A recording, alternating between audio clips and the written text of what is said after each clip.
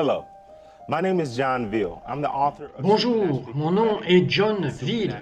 Je suis l'auteur de Surnaturellement prophétique et délivré surnaturellement.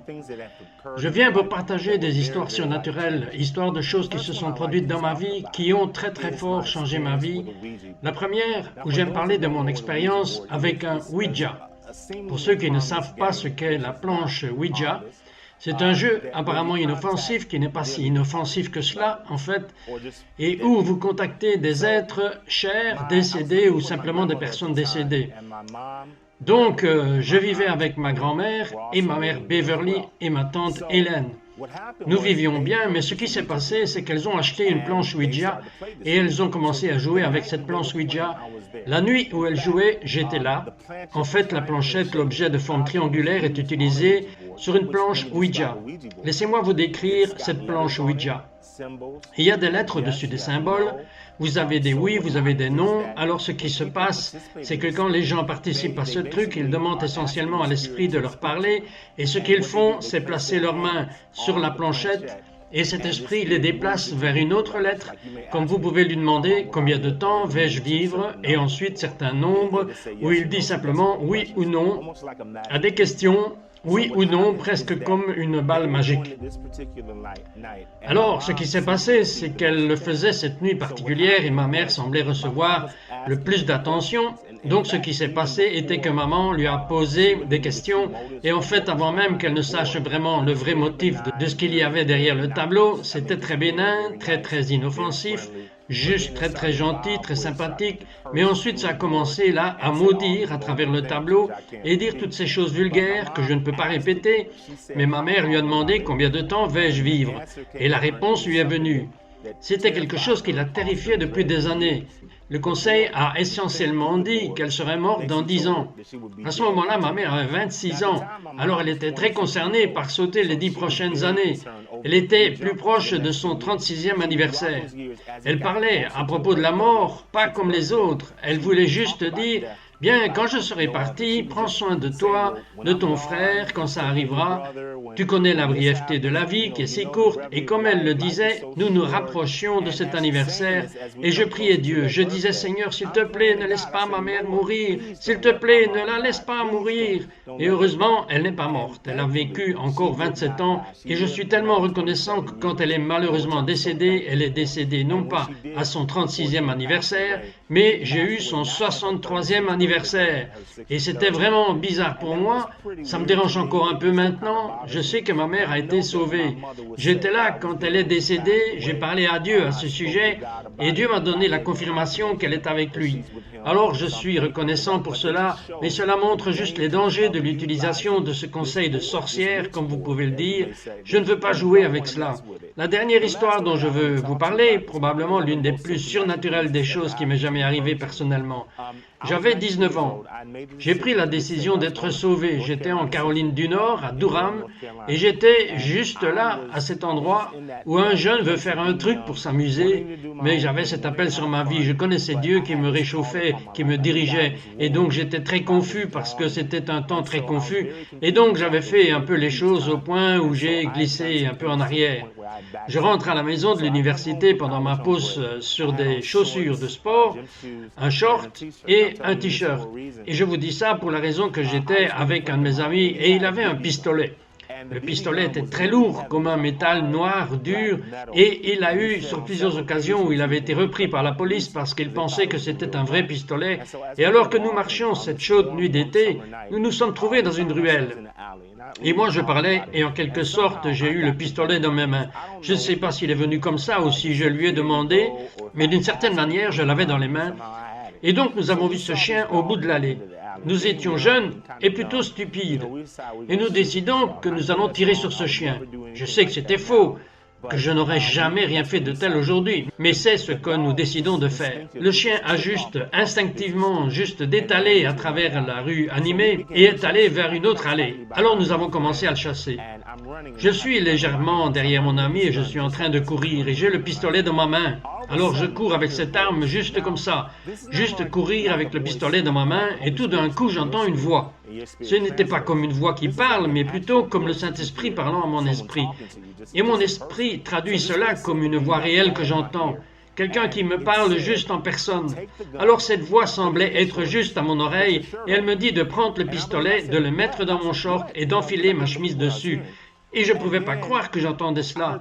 Et puis j'ai entendu la voix encore une deuxième fois qui m'a dit « Prends le pistolet, mets-le dans ton short et mets ta chemise dessus. » Et cela avait plus d'urgence, comme si j'avais besoin de faire cela.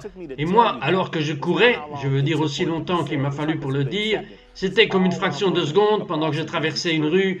Et donc je prends le pistolet et je le mets dans mon short et je mets ma chemise dessus, ne sachant pas pourquoi je fais cela. Le chien court dans une autre ruelle, je suis d'un côté de la rue et mon copain de l'autre côté.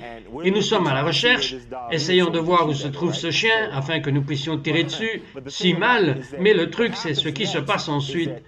Deux motos derrière nous nous crient « Arrêtez-vous !» Et une fois qu'ils l'ont dit, je me suis retourné et dès que nous nous retournons tous les deux, les gens sur les motos ont sorti leurs armes, les pointant droit vers nous. Dès que j'ai vu les fusils tirés, j'ai levé les mains, et mon ami aussi, et j'ai dit « Qu'est-ce qui se passe ?» Ils se sont identifiés comme des détectives, et ils nous ont vus courir dans cette rue animée. Ils ont reçu un rapport de vol dans la région, et quand ils ont vu cette course, ils pensaient que nous avions commis le vol. Alors j'ai dit « Non, je viens juste de la maison, je suis en pause de l'école, je suis à l'université. Nous avons juste essayé pour chasser le chien, et juste pour s'amuser. » L'un d'eux nous dit que nous devrions faire plus attention la prochaine fois, et ils sont partis dans la nuit. Alors que nous nous éloignons, je n'ai même pas dit à mon ami que j'avais entendu cette voix parce que je ne voulais pas qu'il me prenne pour un fou. Et donc nous avons juste marché. Et puis plus tard, je ne me suis pas rendu vraiment compte à ce moment-là parce que je ne savais pas qui m'avait parlé. Je ne savais pas que c'était Dieu. Je ne savais pas qu'il pouvait me parler. And so we just walked on, and then later on, it didn't dawn on me at that time because really I didn't know who was talking to me. I didn't know it was God. I didn't know who it was that was talking to, but all I know is... Mais tout ce que je sais, c'est qu'il m'a sauvé la vie. Et plus tard, j'ai été lire dans la Bible lorsqu'elle parlait des anges qui servent ceux qui deviendront les héritiers du salut. Et donc Dieu savait que je prêcherais sa parole. Dieu savait que j'écrirais des livres. Dieu savait que cela ferait un travail pour lui. Et il a préservé ma vie. Et je lui suis si reconnaissant. Maintenant, ce qui était si étonnant, c'est que Dieu ou l'ange du Seigneur n'est pas venu me dire « Je suis Gabriel, c'est ce que tu as besoin de savoir », qu'il n'est pas venu avec beaucoup de formalités. Il venait de me dire ce que j'avais besoin d'entendre pour sauver ma vie. Et si je ne l'avais pas écouté, s'il ne l'avait pas répété, je ne serais pas là, ici, aujourd'hui. C'est ce qui a commencé à m'aider à réaliser que Dieu avait un appel sur ma vie. Et ça pourrait être la même chose pour vous. Dieu vous parlera que vous ne pouvez même pas simplement entendre la voix de Dieu. Mais Dieu vous a probablement sauvé la vie plusieurs fois et vous ne le savez même pas. Mais j'étais tellement étonné de voir combien Dieu se souciait à propos de moi, même dans mon état rétrograde. Dieu connaissait mon avenir, il connaissait mon but, et il connaît votre but et votre futur. Et c'est pourquoi c'est si important d'écouter la voix de Dieu, d'écouter ce qu'il dit. Écoutez quand il vous a averti, parce qu'il y a des endroits où le Seigneur parlait à mon esprit et me disait « Non, ne va pas là ». Parce que chaque fois que je ne l'ai pas écouté, j'étais très dur. Je suis allé et j'ai fait quelque chose que Dieu ne m'a pas dit de faire. Et je me suis retrouvé dans des ennuis. C'est pourquoi j'ai appris en vieillissant à vraiment écouter la voix de Dieu. Écoutez vraiment ce qu'il dit. Moi, pour connaître la voix de Dieu, je dois l'écouter constamment. Parce que si vous avez un ami et que vous parlez à votre ami tout le temps, comme il est votre ami depuis des années, quand il vous appelle, pas besoin de dire qui ils sont. Vous savez qui appelle parce que vous êtes habitué à leur voix. Tant que vous vous habituez à sa voix, vous commencez à le reconnaître et entendre sa voix et savoir que c'est lui qui vous parle. Et il peut vous empêcher d'entrer dans beaucoup de problèmes. Mais j'ai vécu tant de choses surnaturelles dans ma vie. Quel est votre don? Qu'est-ce que Dieu vous a appelé à faire? Une fois que vous avez découvert votre but, vous commencez à y marcher et opérer dedans. À ce moment-là, je ne savais pas quel était mon but. Je ne voulais pas être un prophète, je ne voulais pas être un pasteur. Je n'avais aucune envie de faire l'une de ces choses. Mais j'avais une forte vocation de Dieu dans ma vie. Et souvent, vous passerez par des expériences surnaturelles tout au long de votre vie parce que Dieu a sa main sur votre vie. Donc, si vous observez une expérience surnaturelle, même si certains d'entre vous peuvent se rapporter à ce que j'ai traversé, à ce qui m'est arrivé, que vous voulez considérer l'appel de Dieu sur votre vie, que vous voulez considérer vraiment que Dieu vous appelle et c'est votre saison. Il est temps de répondre à l'appel de Dieu sur votre vie, parce qu'il veut vous utiliser de manière miraculeuse. Alors je vous encourage aujourd'hui, je vous encourage, je prie pour vous, je décrète que dans votre vie, vous trouverez votre but.